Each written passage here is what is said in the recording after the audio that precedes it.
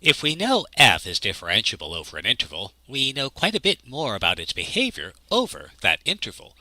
Suppose f is differentiable over some interval between a and b, then we know, well, let's see what we know. So, for example, suppose f prime of x is continuous over the interval between 0 and 5, must f of x be continuous at x equals 0?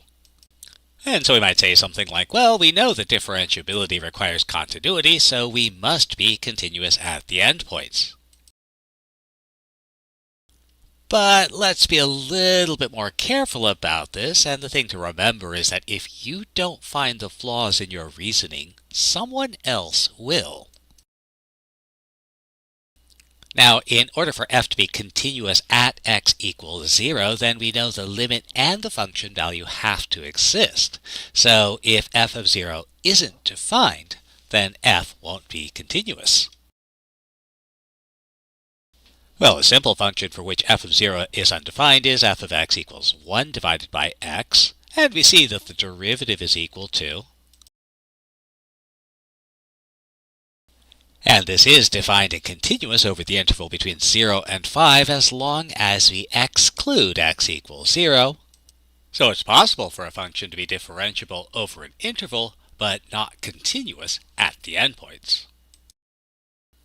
So this leads to two useful results. Actually, one pre-result and one actually useful result. The pre-result is something called Rolle's theorem. This is named after a French mathematician by the name of Michel.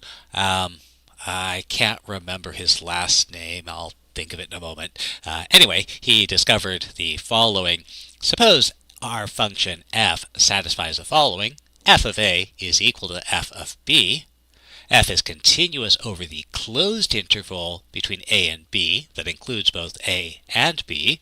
And f is differentiable over the open interval from a to b, which does not necessarily include x equals a or x equals b. Then there's some c in this interval where the derivative of c is equal to 0.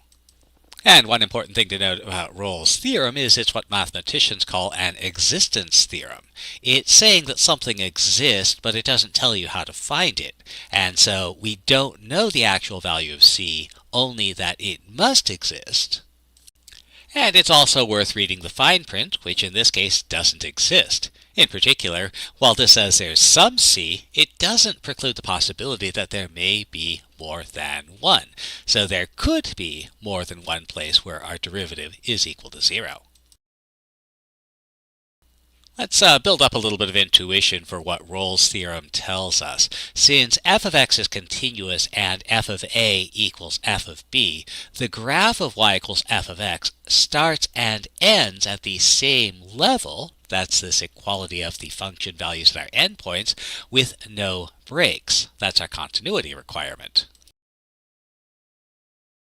And since f prime of x exists for all x in the interval, there are no cusps or points of non-differentiability. We always have a tangent line. And since Rolle's theorem claims that there is some place where f prime of c is equal to 0, this says that somewhere there's a place where the tangent line is horizontal.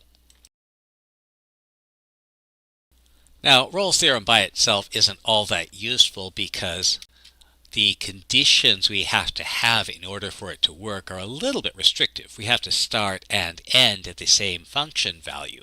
But it does give us a much more important result known as the mean value theorem. And we'll start off in the very similar way. Suppose f is continuous over a closed interval and differentiable over an open interval. Then there's some c in that interval where the derivative is equal to this expression. Now, that's a weird expression. I guess it uses the beginning and the ending points, but what does it actually mean? Well, let's see if we can make sense out of this. So we have a function that is continuous and differentiable. Let's take a look at the graph. So our interval runs from x equals a to x equals b, and so let's graph our function. We start somewhere, we end somewhere, and we're continuous between the 2 points. And remember, if it's not written down, it didn't happen. Let's go ahead and label these points in the graph. And if we sit and stare at this, we realize that the value of this expression is the slope of the straight line between the endpoints on the graph of y equals f of x. So the mean value theorem says that there's some point where the tangent line parallels the straight line.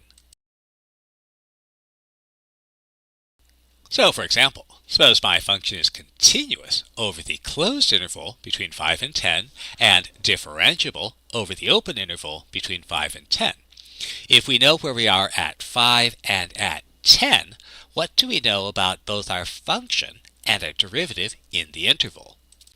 Well, since this is in the video about the mean value theorem, you could probably guess that the mean value theorem is applicable. But again, to get a feel for what this really means, let's go ahead and use this information to construct a graph. We know the function values at 5 and at 10, so those give us 2 points on the graph. And again, if it's not written down, it didn't happen. Label. F of x is continuous and differentiable, so there's no cusps or corners, and it's an unbroken graph. And so the mean value theorem guarantees there is some c for which the derivative at c is equal to the slope of the straight line connecting the endpoints. And that slope will be... But wait, there's more. We can find some more about this. We know that f of x is continuous over the interval, and so the intermediate value theorem tells us that for any value m between f of 5, 10 and f of 10, negative 3, there is some value d for which f of d is equal to m. And, well, this is positive, this is negative, so we know that f of x equals 0 has some solution x equals d, where d is between 5 and 10.